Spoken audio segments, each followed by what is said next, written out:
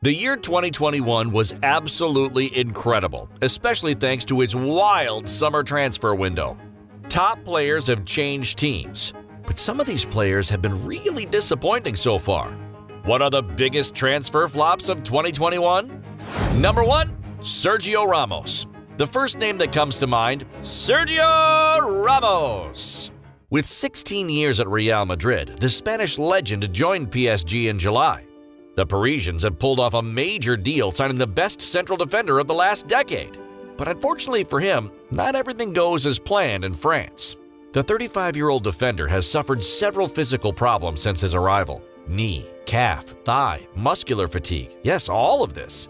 The number 4 has only played 3 games. Yes, 3 since the beginning of the season with PSG. Fortunately, Sergio's best friend is still standing by his side. Yes, we're talking about the red card. Ramos has already received one during a Ligue 1 clash against Lorient. 3 matches in 6 months, including a red card, so at the moment, this makes him a big flop. Let's hope that the second part of the season will be better for him, because the Parisian team could seriously need him for the next major games. Number 2, Jack Grealish. Manchester City spent $132 million to sign Jack Grealish from Aston Villa this summer. The Englishman has become the most expensive English player in the history of football. Liked by his new coach, Pep Guardiola, the English star was quickly sent to the field by the Catalan manager, on the left side or in a position of a false 9. A few weeks ago, the Englishman told The Telegraph about his start with his new club. "I still have a lot more to give. It's been a little harder than I thought adjusting to a new coach and new teammates. I thought I'd get more of the ball, more assists and goals, but it's not working out that way. I wouldn't say I've struggled, but it's a difficult start." The number 10 struggles to impress. Shy and uninspired, the English international has scored only 3 goals in 20 games. Grealish is not a failure, but these statistics are disappointing for a player of his caliber. Is the attacking midfielder having trouble adjusting to this big transfer and the difference between Aston Villa and City? Well, it certainly seems so. Number 3, Romelu Lukaku. Big Rom made it to our top 10 biggest transfer flops. Well, perhaps we're being a bit harsh because the Belgian was injured for a few weeks and is already back in a more than decent form. But we have to admit that his debut with the Blues of Chelsea is quite mediocre. The Belgian striker was a key signing for the European champions at the end of the summer, but he has not yet made the impact expected in the London squad. 6 goals and 1 assist in all competitions. Let's be frank, that's low, especially for a player who's one of the best center forwards in the world. But this is definitely not the end for him. The lefty has a great deal of character. It's more than likely that he will be a game changer in the coming months. At least we hope so. Number 4, Jadon Sancho. Wanted for several reasons by Manchester United.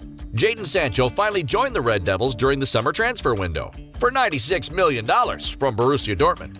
Manchester United have placed great hope on the English winger, but even more than Jack Grealish at Manchester City, the 21-year-old has been struggling despite better performances in recent times. Starring in the first games of the season, the former BVB player is now frequently found on United's bench. Only 1 goal, 0 assists in the Premier League? Are these the stats of Jadon Sancho or Timo Werner? Okay, that was a little bit mean. Seriously though, can the English wonder reverse the trend? Number 5, Saul Niguez. But what on earth is happening to Saul Niguez? He wanted to revive his career at Chelsea, but the Spaniard seems unable to do so. The midfielder is not even a starter and is sometimes outside of Thomas Tuchel's group. The German coach prefers the likes of N'Golo Kante, Jorginho, Mateo Kovacic, or Loftus-Cheek. Niguez only played 13 matches in all competitions and 1 assist. That's just not good enough. On loan for a season from Atletico Madrid, it would be no surprise if he returns to the Colchoneros next summer. The Saul Niguez who roamed the Bayern Munich defense in 2016 is far, very far. Number 6, Xherdan Shaqiri. Well, okay, it's certainly not the most sensational transfer of the summer, but recruiting the Swiss seemed to be a wise decision for Olympique Lyonnais. After all, Xherdan Shaqiri's career is certainly an interesting one. After playing at Bayern Munich, the lefty joined Liverpool where he became the European champion in 2019. So, when he joined Lyon, he came equipped with the status of an important player. But we must face the facts. The Swiss international with the craziest calves I've ever seen, he isn't really meeting expectations. Clearly, I think he can do better. Lyon's Dutch coach expects more from his player. Because of his average performances with 1 goal and 2 assists in 13 games, Shaqiri is getting less and less playing time.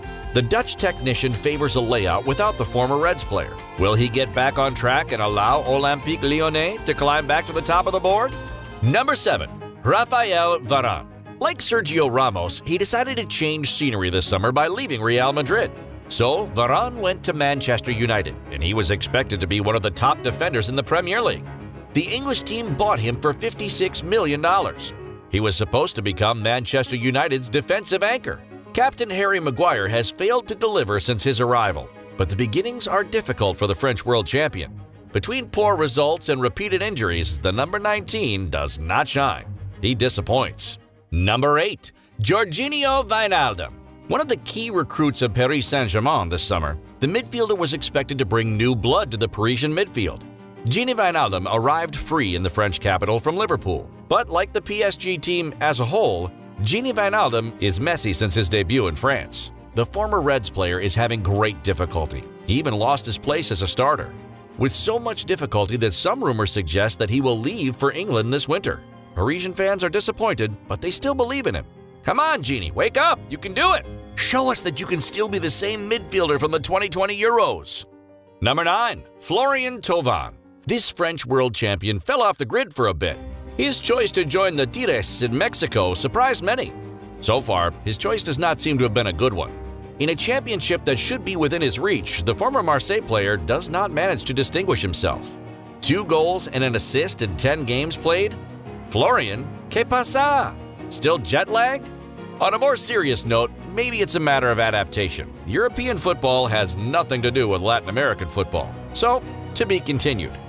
We could have also mentioned Leo Messi. La Pulga is struggling to adapt to Ligue 1.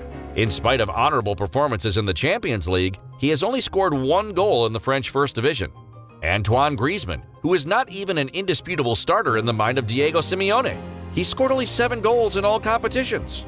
And last, we could have talked about Sergio Aguero. I mean, it's not a flop, but it's a great sorrow to see him end his career when he had so much hope since joining FC Barcelona. Take care, Sergio. Football will miss you. But for our 10th and final player, we've chosen number 10, Alexander Nübel. He was the future Manuel Neuer according to the German press. Alexander Nübel joined AS Monaco to play for 2 seasons. The young German is only on loan from Bayern Munich, but things are a bit complicated.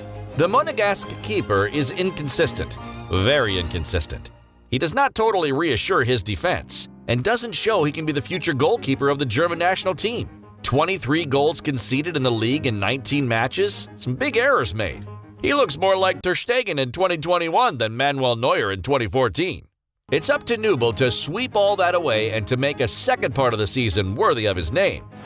If you liked this video on the 10 biggest transfer flops of 2021, I'm sure you'll enjoy this video, the best and worst recruitments of the big clubs. Click down to watch it.